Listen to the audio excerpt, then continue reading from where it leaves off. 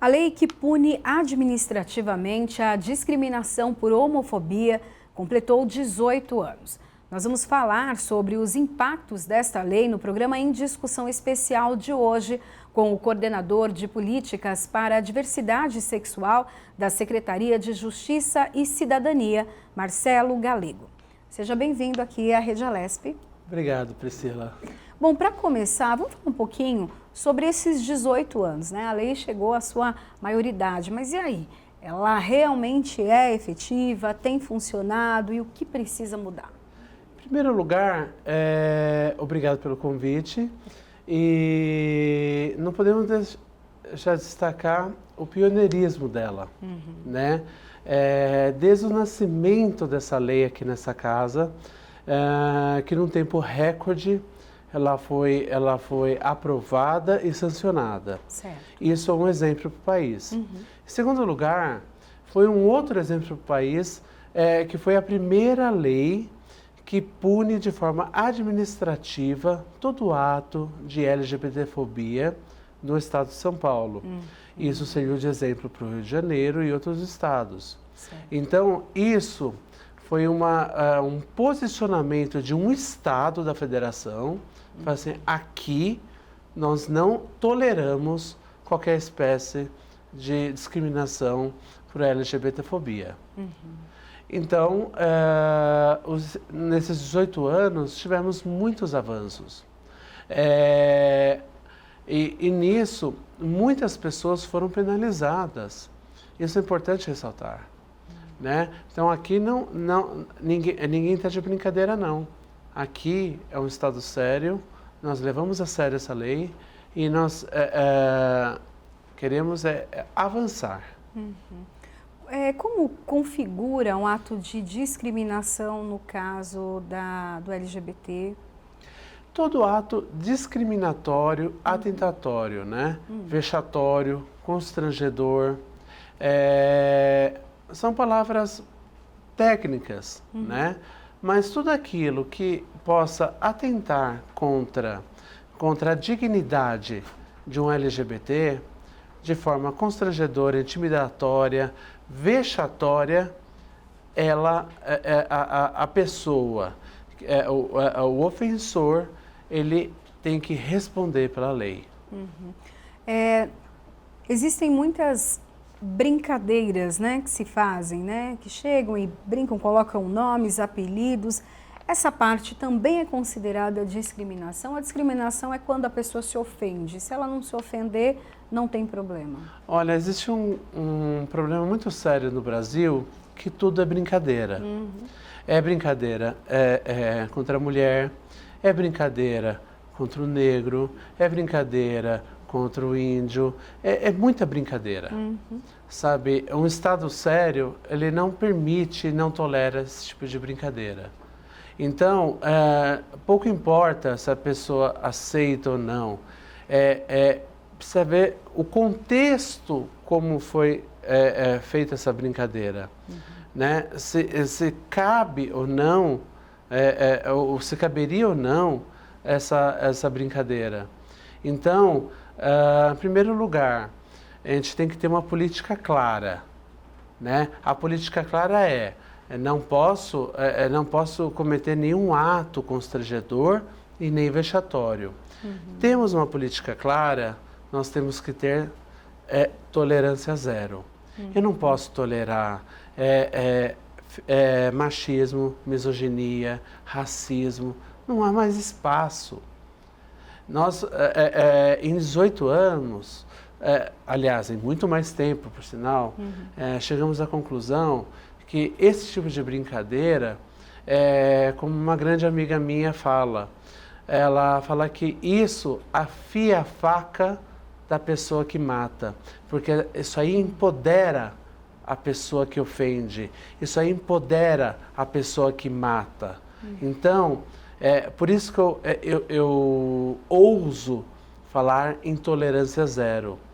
E tolerância zero, como coordenador, assim que eu recebo, às vezes a pessoa não formaliza uma denúncia, Certo. mas eu tomo conhecimento dos fatos, vejo que se existem elementos mínimos para uma denúncia, eu de pronto faço a denúncia e aguardo depois a vítima ratificar ou reforçar, falar assim, sim, eu quero a denúncia. Entendi. Eu não posso me calar. Eu não posso, não importa se a pessoa é rica, pobre, se mora no jardim, na área nobre ou na periferia, não importa. E cito um exemplo recente de uma promotora que no seu ambiente do trabalho, teve a sua dignidade como uma mulher lésbica violada por um advogado. Eu sou um advogado. Eu não tenho que passar a mão na cabeça de um advogado. Sim, claro. Violou um direito, ele deve responder.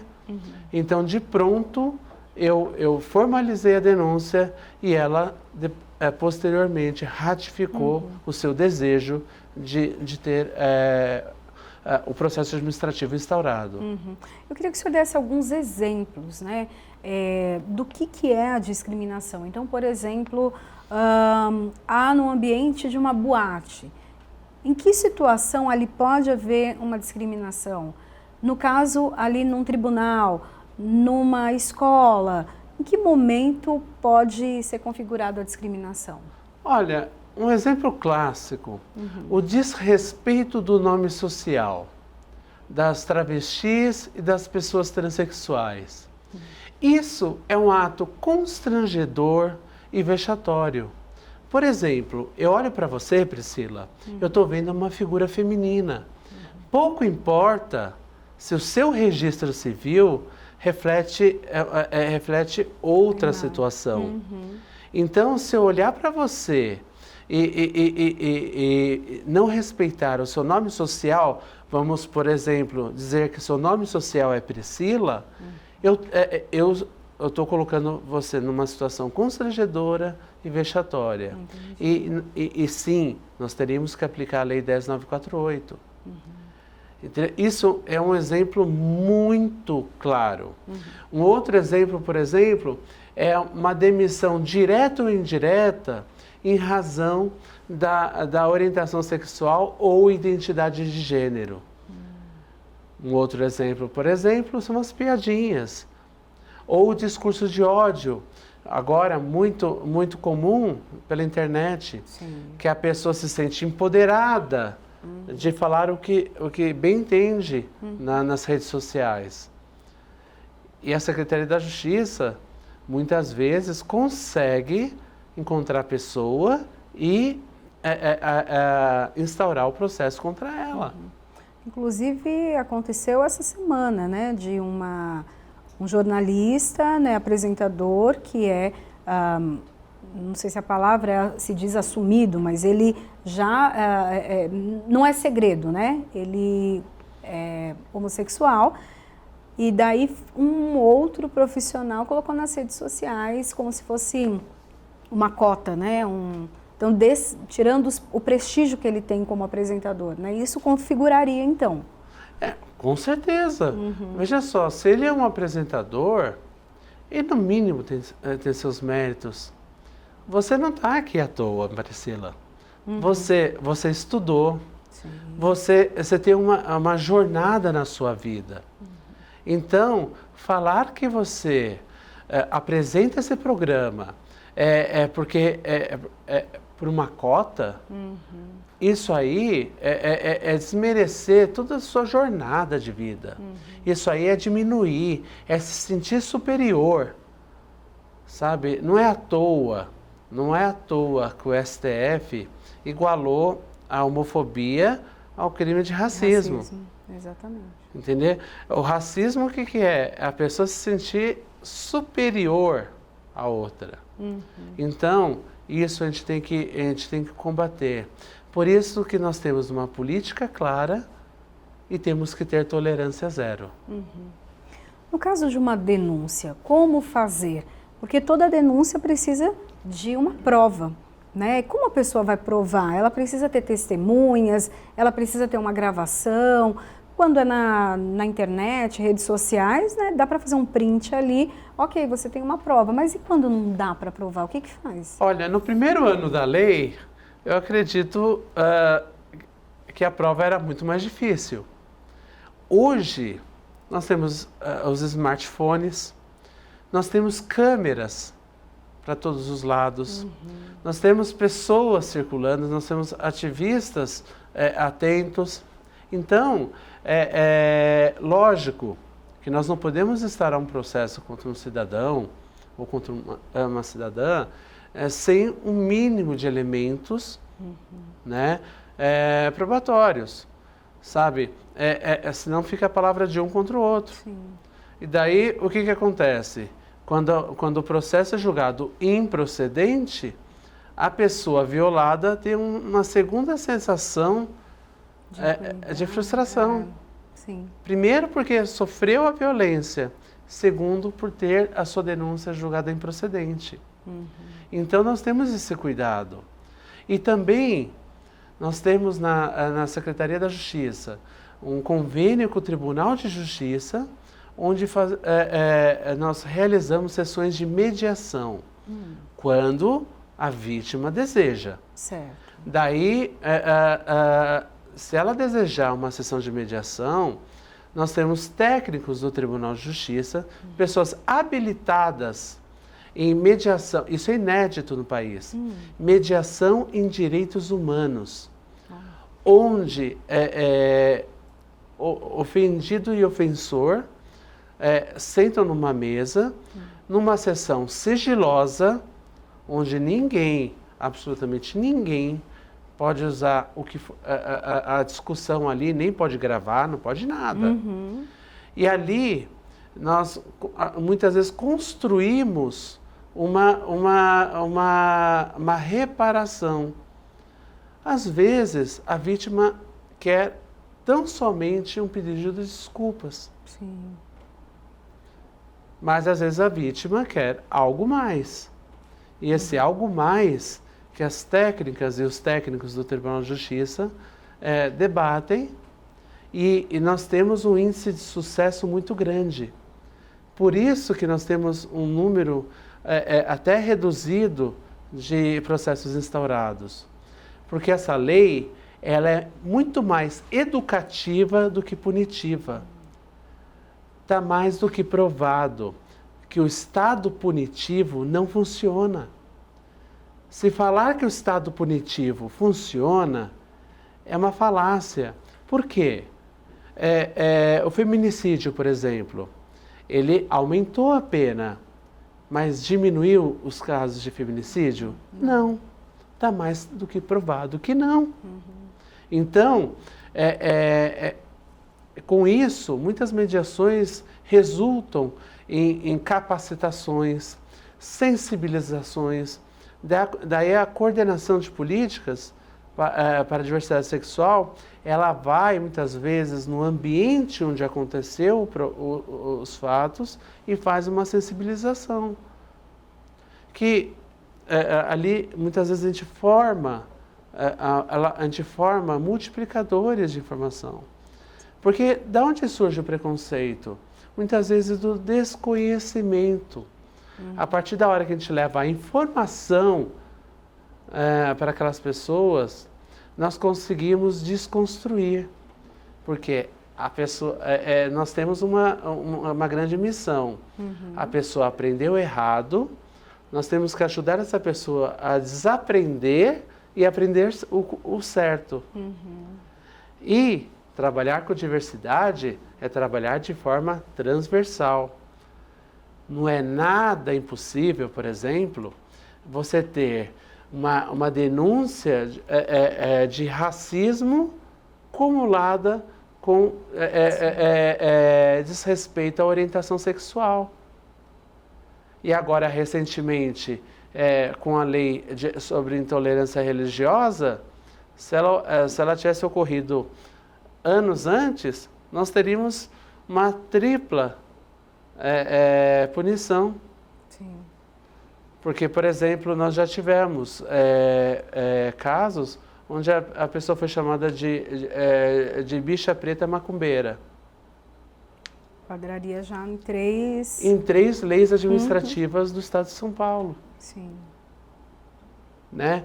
Temos também não só a Lei 10.948, que é uma grande política, e a Secretaria da Justiça é guardiã dessa política, como também nós temos a Lei 11.199 de 2002, que pune administrativamente da mesma forma todo ato atentatório ou discriminatório das pessoas que vivem ou convivem com HIV. Então, nós temos nas mãos 2 grandes políticas. Pelo menos a coordenação de políticas para a diversidade tem essas grandes políticas nas mãos. E nós temos que divulgar, nós temos que disseminar essa informação. Quando a pessoa se sente, então, discriminada, para onde ela vai? Ela vai para uma delegacia, faz um boletim de ocorrência, ela procura a coordenação, como funciona? Bom, nós temos várias portas de entrada. Em primeiro lugar, existe uma delegacia especializada em delitos de intolerância. Fica na Brigadeiro Tobias. É inédita no país. Sim. Nós temos também a Ordem dos Advogados do Brasil, que é uma grande parceira da coordenação. Temos a Ouvidoria da Secretaria da Justiça, que é a porta oficial de entrada de toda e qualquer denúncia. Né? Temos o Ministério Público e temos o cidadão. Porque o cidadão, ele pode fazer a sua denúncia, no primeiro momento, ele não precisa da figura do advogado, ou assim, não tenho condições de contratar um advogado. Ele entra de forma online no site da Secretaria da Justiça, que é www.justica.sp.gov.br. E lá tem um quadradinho lá, denuncie. E lá a pessoa entra LGBTfobia. E ali ela faz todo o relato dela e pode, inclusive, digitalizar documentos e juntar documentos. Ela pode necessitar da colaboração ou da intervenção de um advogado uma vez instaurado o processo administrativo. Se a pessoa não possui condições de contratar um advogado, nós temos a Defensoria Pública, que também é uma outra grande parceira. Certo. Né? Que existe um núcleo especializado em diversidade sexual e de gênero. Então a pessoa fica bem amparada, né? Com todas essas ferramentas há um amparo. Então, mas às vezes o ofendido ele não tem força ou coragem para falar, né, para denunciar. Uma segunda pessoa pode fazer isso por ela? Alguém que viu uma situação, alguém que presenciou, pode fazer a denúncia no lugar do ofendido ou não? Poder pode, mas em algum momento o ofendido tem que fazer sua manifestação, entendeu? Como eu disse, em casos públicos e notórios, nós da Secretaria de Justiça de ofício instauramos o processo. Certo. Mas a pessoa, um terceiro, por exemplo, ela pode atuar até determinada fase do procedimento. A partir dali, depende, inclusive, da vontade da pessoa que sofreu o ato de discriminação. A coordenação de políticas para a diversidade sexual, eu queria que você falasse um pouquinho para a gente da atuação, né? Falou da questão educativa, ir nos lugares, nas empresas, mas queria que explicasse um pouquinho mais para a gente, detalhasse um pouquinho mais o trabalho. Bom, como eu disse anteriormente, ela é guardiã dessas 2 grandes políticas. Em segundo lugar, nós analisamos todos os procedimentos de denúncia. denúncia por denúncia, ela passa pela mão do coordenador. Segundo lugar, nós temos 645 municípios no estado de São Paulo. Nós temos que colaborar com esses municípios para que possam implantar políticas públicas para a população LGBT. Terceiro lugar, nós temos que pensar também no âmbito estadual. Nós temos que dar suporte para todas as secretarias, para o secretário da Justiça e, quando provocado, até para o governador. Então, nós temos a missão de divulgar a lei, nós temos a missão de apurar todo e qualquer ato de violação do direito de uma pessoa LGBT. Quantas denúncias são feitas por dia? Já tem esse cálculo dessa questão da discriminação por LGBTfobia? Olha, excluindo aquelas situações onde não é possível fazer uma apuração, quando não é possível fazer apuração? Imagina você está no ponto de ônibus e alguém passa e te xinga. Você pode até fazer a denúncia, mas se a pessoa não registrou a placa do veículo, não sabe o nome da pessoa, não sabe o endereço da pessoa, infelizmente não temos como apurar essa denúncia. Então, por exemplo, no ano de 2019, nós já superamos 100 de denúncias abertas com elementos mínimos para apuração. Para apuração ou para mediação. Certo. Então, é pouco. Pode ser pouco, mas 100 pessoas se sentiram empoderadas para seguir e falar, não aceito esse tipo de ato. Então,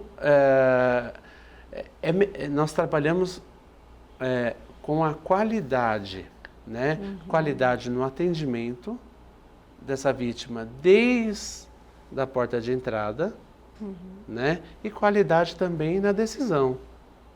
Então, nós temos que dar suporte ao gabinete para que ele possa fazer uma boa instauração do procedimento. Em seguida, daí vai para uma comissão especial e a coordenação ela não tem qualquer a gente não pode fazer qualquer ato de ingerência ou manifestação na comissão especial. Ela é independente e ela vai julgar conforme a instrução processual. O que é a instrução processual? Ela vai ouvir as partes, as testemunhas, vai verificar as provas e assim vai sair uma sentença que pode ou não ser objeto de recurso. A pessoa, como eu falo num processo, né, como advogado, alguém sai feliz ou alguém sai triste. Sim. Né? Então, é passível, inclusive, de recurso. Então, é uma lei séria e quem decide em grau de recurso é o secretário da Justiça. Havendo, então, a constatação, processo instaurado, qual a punição para quem é configurado, então, que teve um ato de discriminação? Bom, a punição ela vai desde uma advertência, uma multa que começa em 1.000 UFESPs, até a cassação, se for o caso, da licença estadual municipal de funcionamento de um estabelecimento, por exemplo. Então, se acontecer um caso então de discriminação dentro de um restaurante e o dono do restaurante não tomou nenhuma decisão ou, né, punição para funcionário, coisa assim, Ele pode ter o estabelecimento, então, fechado? Pode, mas como isso é um ato extremo, primeiro, nós temos que verificar a gravidade. Segundo, a reincidência. Né? Então, nós não podemos aplicar a pena máxima já de plano. Né?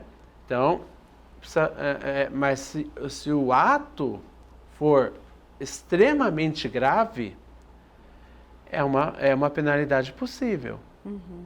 Mas nós temos que verificar também se existe o fator da reincidência. E a multa, ela pode ser multiplicada por 3 na reincidência, então 3.000 FESPs, e, em alguns casos, se ela se tornar ínfima, né, assim, barata, conforme o tamanho do estabelecimento, a gravidade e a reincidência, ela pode ser multiplicada. E esse valor pode ficar muito alto. Aí, no caso de uma empresa, quem seria, então, responsabilizado? Por exemplo, se há uma ofensa entre funcionários, a empresa não se posiciona em relação a isso, assim como num assédio moral, né? Se a empresa não se posiciona, ela é responsável ou o funcionário? Responde a empresa e o funcionário. E o interessante, uma vez penalizada a empresa, uma vez penalizado o funcionário, cabe, inclusive, a motivação para a demissão por justa causa desse funcionário. Porque a empresa vai ter elementos para, posteriormente, demitir esse funcionário por justa causa. O que precisa acontecer? A gente tem um minutinho final aqui, mas o que precisa mudar, né, para que realmente haja para que não haja discriminação, né, para que as pessoas entendam e se respeitem? O que o senhor acha que precisa acontecer? Nós temos que nos unir. Toda e qualquer polarização não é boa para qualquer sociedade. A união, como dizem, faz a força. E nós temos que ter a união para construir uma sociedade com respeito. Né? Não é à toa que a palavra respeito tem o SP de São Paulo. Então, nós temos que nos unir e construir uma sociedade com respeito à mulher, ao refugiado, à pessoa negra, à pessoa que convive com o HIV, à pessoa LGBT e assim por diante. É respeito. Não importa qual a condição social da pessoa, não importa. A palavra que eu repito todos os dias é a palavra respeito. Ok, muito obrigada pela participação aqui na Rede Alesp. Obrigado a você. Bom, o programa em discussão especial fica por aqui. A gente se encontra na programação da Rede Alesp, no canal da Rede Alesp no YouTube. Tchau, tchau.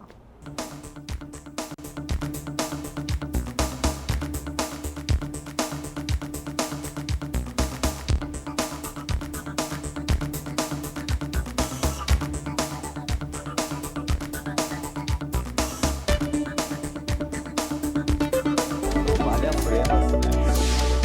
Muito bom com a situação.